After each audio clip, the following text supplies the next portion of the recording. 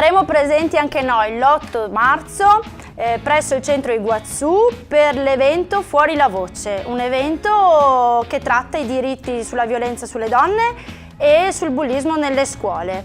Crediamo in questa cosa, crediamo che parta tutto dalla famiglia, dall'educazione dei bambini, educazione che deve essere giocosa, gioiosa. A una donna o bambino non si deve mai alzare nemmeno un dito.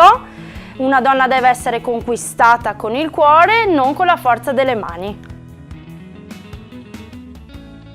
La mamola vuol dire, nel mio dialetto di origine, la ragazza. Mamola in gradese, tosa in veneto e ragazza in emiliano. In ogni posto dove tu vai, la ragazza si dice in maniera differente. No alla violenza sulle donne, in tutta Italia, in tutto il mondo si dice sempre alla stessa maniera. No alla violenza sulle donne e no al bullismo nelle scuole.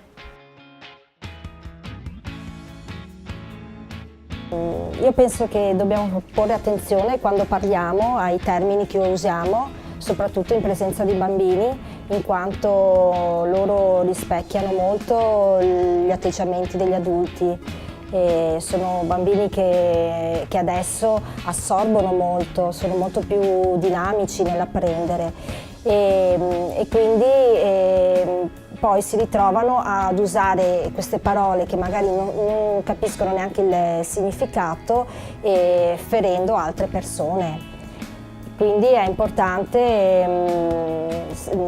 insegnarli a crescere e a parlare anche in modo rispettoso senza danneggiare il prossimo.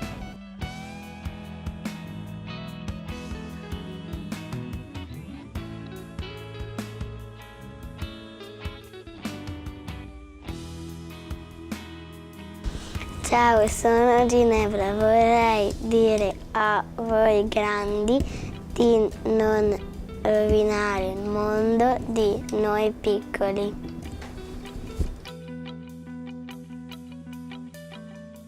Vi aspettiamo fuori la voce.